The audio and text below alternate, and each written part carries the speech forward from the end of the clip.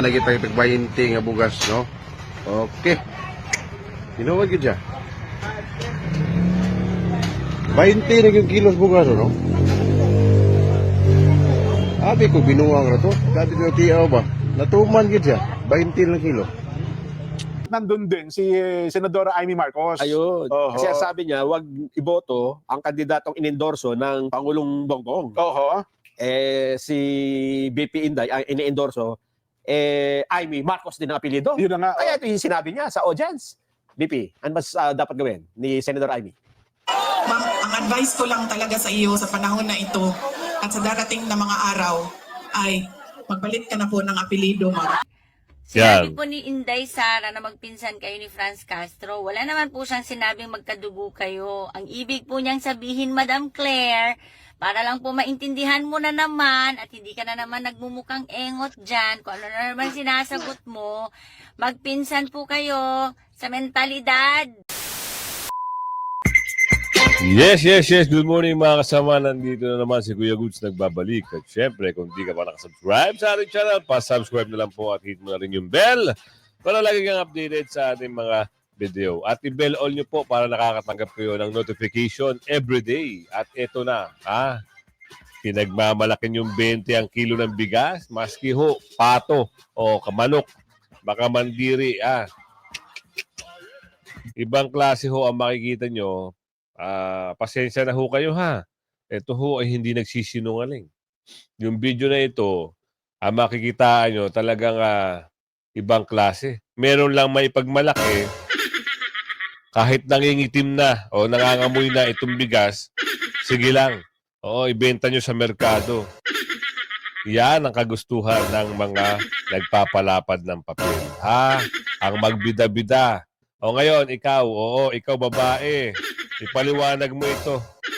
Oo, nung nagbida-bidahan ka sa interview mo, na gusto nang nakaupo ngayon, na magbigay ng serbisyo at magbigay, ito pa rin ang pangakong 20 ang kilo ng bigas, anak ka ng bugyo. Anak ng tipaklong, Alam nyo, ibang klase ho pag nakakita ka ng ganung bigas. Akala mo, hindi tao ang kakain. Parang patuka na lang sa manok eh. Ika nga nang nakararami sa probinsya. Ginagawa na lang pagkain ng baboy o pigs. Pasensya na ko yung sa word, pero pag makita nyo yung bigas na ito, ang tabayanan natin. Baka mamaya isa o dalawa, tatlo, o talagang yun talaga ang gusto lang ibentang bigas. Hindi ito fake news. Oo, madam, amo, manager. Baka pag nakita mo, ikaw kaya pakainin ito, na nangingitim. Pero syempre, bago natin simulan natin talakayan, like and share, i-like nyo kagad yung video at i-share.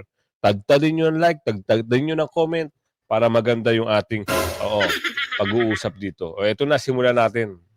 Mukhang hindi nagkamali ng hinala si Vice President Sara Diba? na ang tila ibebenta ng administrasyon na ito na 20 pesos per kilo ng bigas ay tila hindi pang tao kundi pang hayo. Trending at kumakalat ngayon ang video na ito na ipinapakita ang bigas na tila maitim na at tila hindi pang tao. Ibinahagi nga ni Miss Cruzette Laureta Chu sa kanyang Facebook wall ang video na ito na kung ating mapapansin ay tila maitim na ang bigas na ito.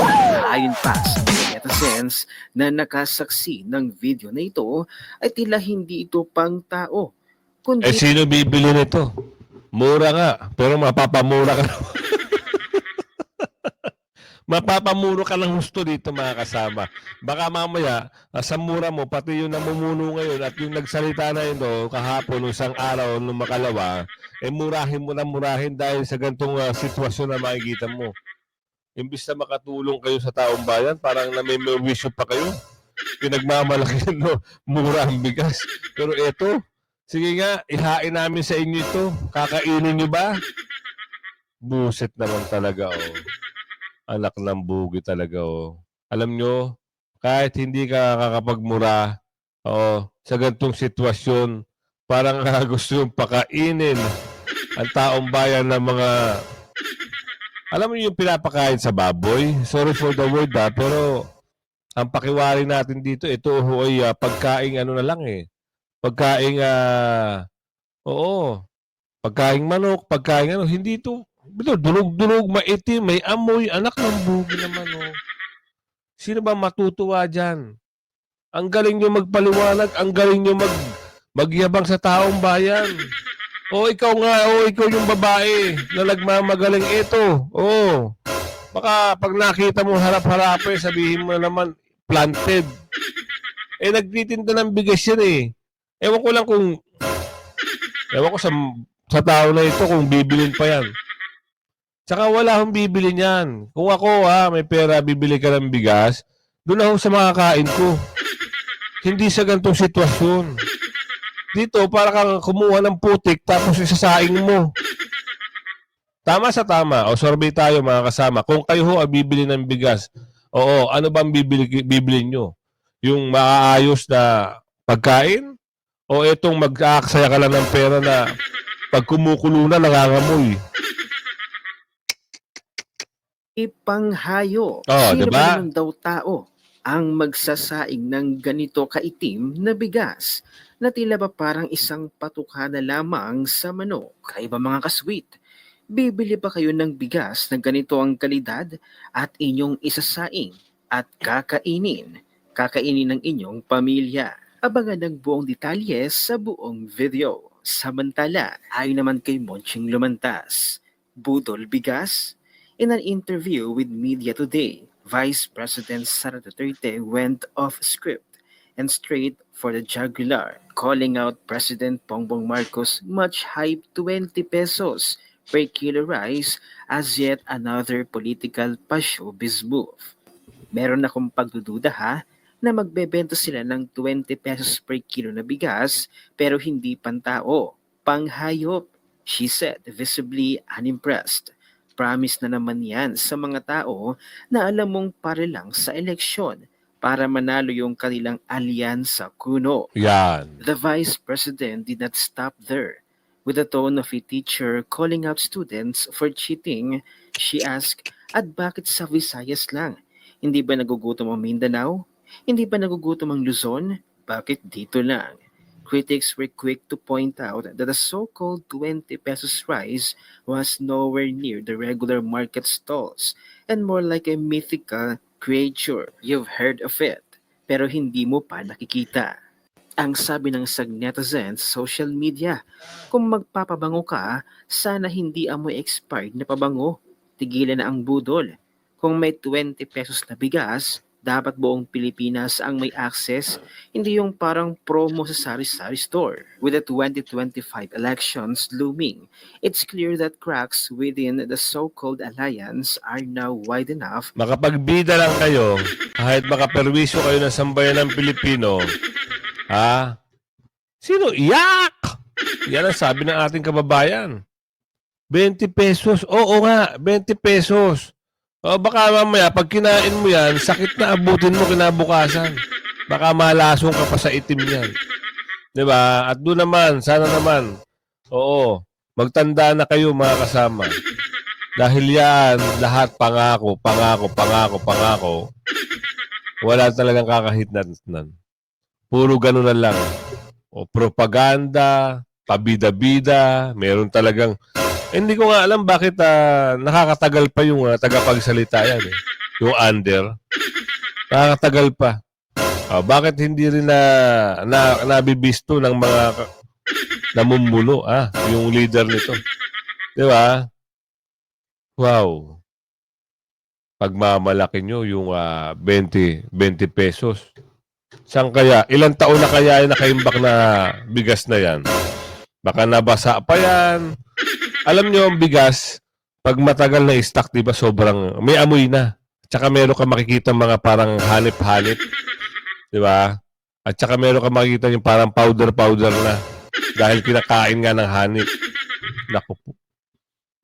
Dapat i-donate nyo lang yan doon sa mga, nagpapatuka ng mga, kanilang mga manok-manok.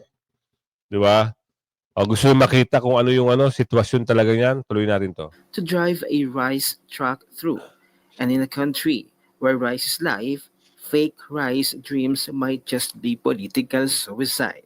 Totoo ba talaga ang 20 pesos na bigas? O Walang isa na naman- ganyan. Oo, kasi bibili sila tapos ibebenta nila. Isang malaking kalokohan yun. Hayaan yung mga nakaimbak, di umano, at hinuha at pinagmalaki. Akala naman nila hindi matalino ang taong bayan, gagawin pa nilang mga ob-ob. Ito sampal sa inyo, ha. Panoorin natin yung video. Talaga nakakahiya talaga sila. Ibang klase yung kahihiyan mo dito. Pag ikaw, Paasa PAC, ikaw namumuno, ganito ang feedback sa'yo. Wow. Alis na, resign ka na lang. promo ng gobyerno na walang laman ng sako. Narito ang full video na kung saan ipinakita sa video na ito kung gaano kaitim ang bigas at tila hindi na pang tao, kundi pang hayop. Narito ang video, panoorin natin. Ana kita ipig 20 nga bugas, no?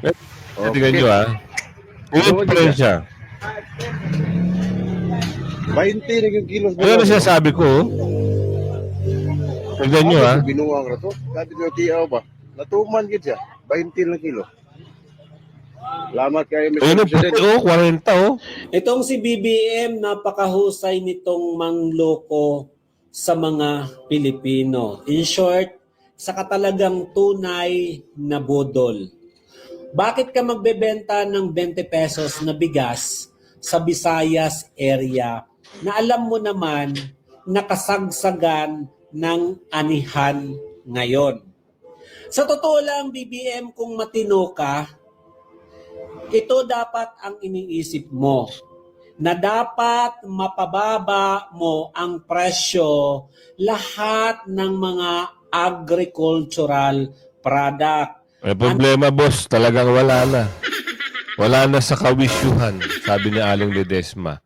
Ibalik lang natin yung bigas dahil maririndi ka dito sa... Guys, nga na kita ipig 20 nga bugas, no? Okay. Hinuwag gid siya. 20 na yung kilos bugas, no? Abi ko binuang ra to. Gabi nyo tiyaw ba? Natuman gid siya. 20 lang kilo. Salamat kayo, Mr. President.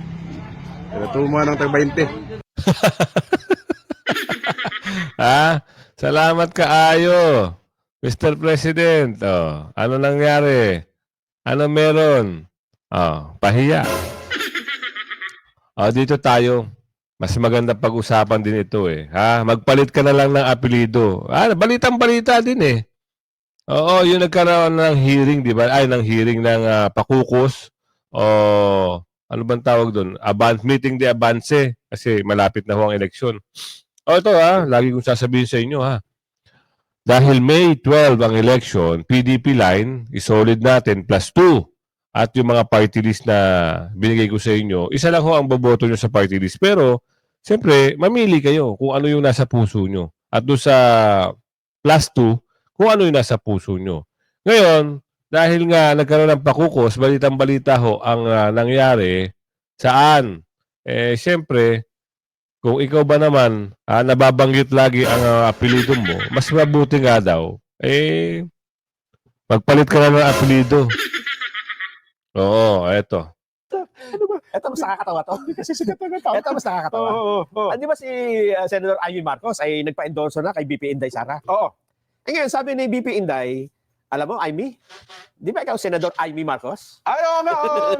Tama. Meron ba tayo shot? May shot ba niyan? May shot ba Alam tayo? mo, Amy, mas Oo. maganda magpalit ka ng apelyido. Meron ba tayo shot? Meron ba? Oo. May tinig ba yan? Oo. Si BP Inday? Meron ba tayo? Yung para may pakita Kasi sa kung television. ako magsasalita, Oo. hindi... Ito ata, Nelson, ay nangyari doon sa isang campaign rally sa Manila. Oo. Naging guest itong si BP Inday. At nandun din si Senadora Amy Marcos. Ayun. Oo. Kasi sabi niya, wag iboto ang kandidatong inendorso ng Pangulong Bongbong. Oo. Si BP Inday ang ini-endorso, Amy Marcos din ang apelyido. Yun na nga. Kaya ito yung sinabi niya sa audience. BP, ano mas dapat gawin ni Senator Amy? Ma'am, ang advice ko lang talaga sa iyo sa panahon na ito at sa darating na mga araw ay magpalit ka na po ng apelido, ma'am. Ay, sorry, Romualdez pala ang middle name mo.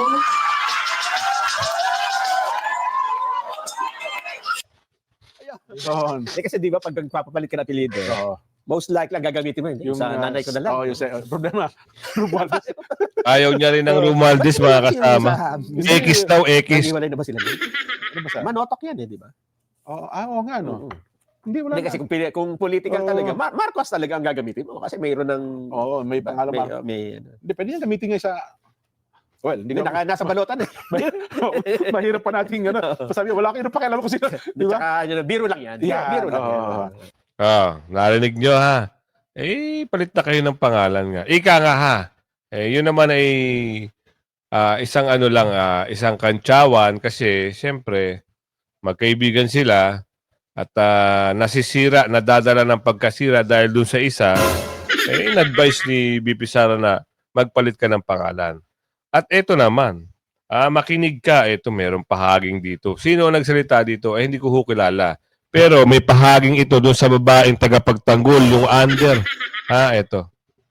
Sir, Yan. sinabi po ni Inday Sara na magpinsan kayo ni Franz Castro. Wala naman po siyang sinabing magkadugo kayo. Ang ibig po niyang sabihin, Madam Claire, para lang po maintindihan mo na naman at hindi ka na naman nagmumukhang engot dyan, kung ano na naman sinasagot mo, magpinsan po kayo sa mentalidad, sa utak, sa level ng utak, Madam.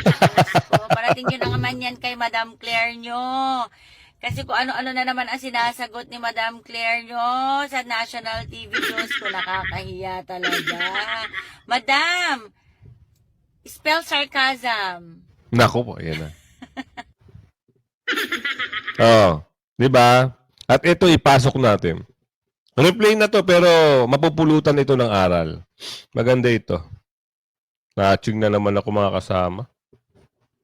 Wait lang Excuse me. Ayan, rhinitis natin. Umatake naman pag umaga. So, ito maganda. Magandang pag-usapan ito. Magandang mapakinggan nyo.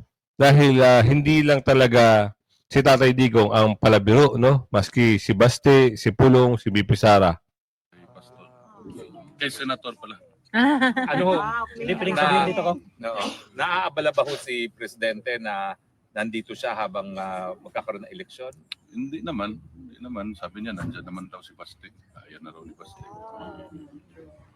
Kamusta naman po ang lagay natin sa Davao City? Ako? O siya? Yung buong pamilya po. Yung buong pamilyang Duterte po. Sana okay lang. Sana okay lang. Ano ba ho? Meron ba tayong kailangang katakutan sa mga katunggali natin sa politika sa Davao? Ayan, wala akong... Yan, hindi ko alam. Ito, ang Panginoon na bahala sa kanila. Tapos tinatanong niya kung may maganda dito. Sabi ko, marami. May Norway ganda, may German ganda. Sa pagkain po, okay na ba ho yung pagkain? Okay naman. Meron nga yung isang security linulutuan sa Linulutuan din siya. Dinadala. Mababait sila lahat. Ako na maglabas. Mabuti naman. Tapos yung lang maglaba nga Coke Zero. Madala lang namin. Ngayon, nasa ano siya? Nasa medical. Sir, Pagkain. sir, may nalaman ba ni Tatay Digong, sir, na may 20 pesos rice na daw ngayon? Ito akong istoryahan. Katawa naman po. Tumawa. Sabi ko, legalize vote buying. Okay, sir. Correct yun. Correct. Sabi ko, bakit pildihono na sila sa Visayas? Bukon na, bukon.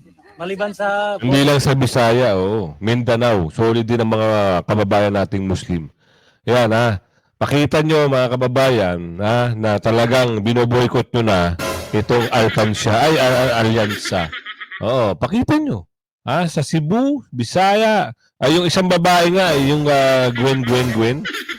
Parang himutok na eh. Wala na sumasang-ayon. Nakikita nyo yung video nun. Talagang galit na siya. At sa mga taga-Mindanao, solid nyo po. PDP line, Duterte +2 at yung party list. Straight PDP kong +2. Wala nang dinagawa. Wala naman. Pasalamat lang siya sa Tambayan. Yun lang. Parati niya inibalik-balik. Hanggang kailan po kayo dito sa Dahig? Secret. Habang nandito ka, may Korean beef nandito. Ako, baka mamaya kasi laki na tayong dalawa ko. Ano na lang to, mensahe sa mga Pilipino buong sanlibutan na patuloy na sumusuporta sa pamilyang Duterte. Ulitin ko, maraming salamat sa pagsuporta niyo sa tatay ko, kay BP Inday at sa aming pamilya. Hindi ko alam kung paano sabihin yung papasalamat ng pamilya namin. Sobrang laking pasalamat. Hanggang sa dulo. Salamat. Walang iwanan. Thank you. Umulan o uminit, sir. Nandito lang kami, Huwag sir. ang ginamos, kauno na natin. Yes, sir. Sir, kanang na ba kay message, sir, sa mga kababayan nato na naghulat o nagtanaw karon sa Pilipinas, sir? Sa umaabot na election or sa among suporta na unwavering dedication, sir? PDP laban. Both straight PDP laban. Balihog. Dakong tabang sa pamilya. Thank you, sir. Sigaw ng taong bayan, Tatay Digong! Bring him home! Bring him home! Bring him home! Bring him home! Bring him home! Magagalit na naman yung mga Sige, sir. tao. Salamat. Wala problema, sir. Picture na sila po. Mag-picture sila. Guys, para sa systematic ta, guys, diring entrance dito exit para makakaon siya. Bawal mo gakos, ha? Bawal mo gakos. Bawal ta mo kakos, guys, please. Ako nagkagakos na ko.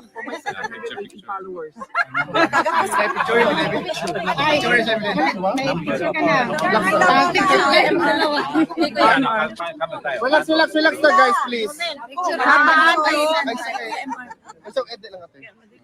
Yan yung mga kaganapan, ha? Okay, kayo naman. Kayo. Mas exit dito.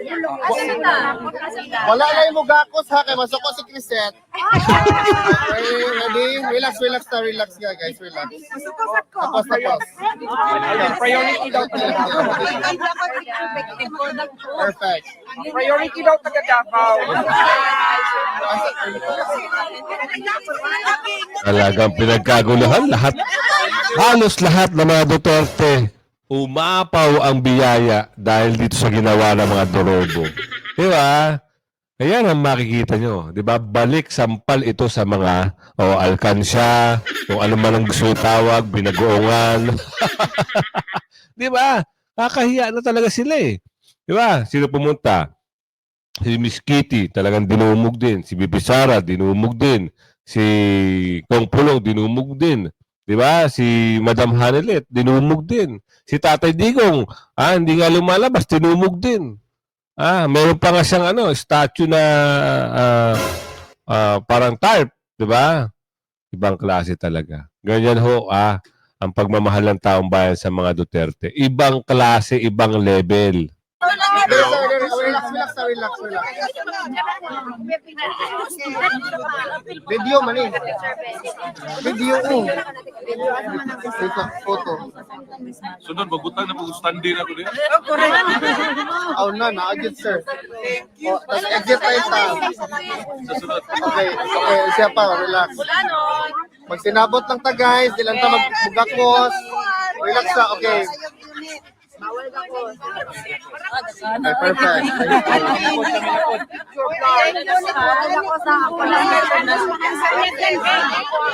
Relax again. Hala, na full storage na siya. Uy. Ayun ka.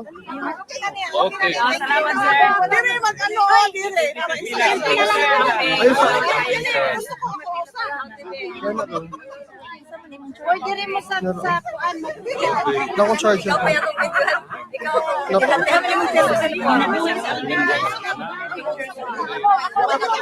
Relax ka dito, mag-talk na, guys. Mana ka din natal? Mana ka? Gutom na pa si Ko. Mana? Relax ka dito. Mag-flooring na naman daw. Ito, pag-usapan natin. Ayun nangyaring anong tawag dito? Pakukus, Talagang binasag ni Atty. Vic, itong mga Dorobo. Kaya kayo, matsyag. Pero may laban na ho tayo pagdating sa eleksyon kasi may rules na ho na binaba at yan ay binalita ni Atty. Alispicio kahapon o nung isang araw na i-vlog natin na kailangan sundin nila na hindi i-connect habang nagkakaroon ng botohan. Hindi kukunik ang internet para hindi magkaroon ng dayaan. Ngayon, ang siste, pag kayo nakakita ng internet, ireklamo nyo agad. Ha? Ano ba, boboto kayo sa May 12, nakakita kayo, ay, bakit may internet to? Nakakunik sa internet. Pwede nyo ano yun. Di ba sinabi sa rules nyo na bawal ho i-connect ang internet sa machine? Pwede nyo silang tanungin, yung mga teacher. Pagalitan nyo, ay, wag naman pagalitan. Ito, Atty. Vic, ano meron? Atty. Vic Rodriguez, pinagkagulan sa Iloilo. Binanatan si Dorobo, si Lulong. 4.1 trillion pesos na ang Naku. utang sa huwad na impeachment complaint laban kay Vice President Grabe. Inday Sara Duterte. Ento, napakahusay sumayaw, malambot ang bewang. Bibigyan ka pa ng napakagagandang pagtalumpati. Kanya nung isang gabi ho, sa yung sinundan ko. Kako, hindi ko yata gabi ngayon sapagkat ang susundan ko magsalita ay si Senador Bato. Subalit ngayon, nauna ho ako sa kanya. But anyway, maraming salamat po sa inyong lahat. Ako po muli ay si Atty. Vic Rodriguez, number 56 sa balota, Pilipino, abogado, maisog.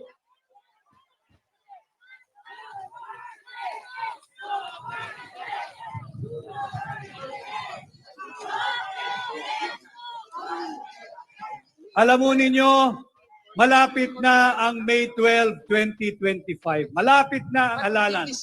Malapit na ang pagpili ninyo ng mga bagong senador na magkakatawan sa inyo sa Senado. At sana ho ay maintindihan nating lahat, maunawaan natin lahat what is at stake for you, for me, for your family, for our country, and for the Filipino people this midterm election. Ang ating pong bansa ay lugmok na sa utang. Ang administrasyon ni Bongbong Marcos, wala pang 3 taon, 4.1 trillion pesos na ang utang. Saan nila linalagay yung pera ninyo? Pera nyo yan. Linalagay nila sa ayuda. Tama po kayo. Okay. Ako po ay may mga bagay na ipapakaiusap sa inyo. Unang-una, pag may nagbigay po ng akap at ayik so anumang ayuda, pakiusap ko, kunin po ninyo. Pakiusap ko, kunin ninyo yung akap, yung ayik so kung anong ayuda. Sapagkat yan ay pera ninyo. At sa pagkuha ninyo ng pera ninyo, huwag kayong tatanaw ng utang na loob dyan sa mga tiwaling politiko. Huwag kayong tatanaw ng utang na loob, hindi dahil katulad nila tayo, mga ingrato. Hindi kayo dapat tumanaw ng utang na loob sapagkat matatalino na ang mga Pilipino. Alam nila na pera nila yan. At ayaw na nating magpabudol muli sa Marcos administration. Pangalawang ipakikiusap ko sa inyo, tulungan po ninyo ang Duterte. Vote straight Duterte.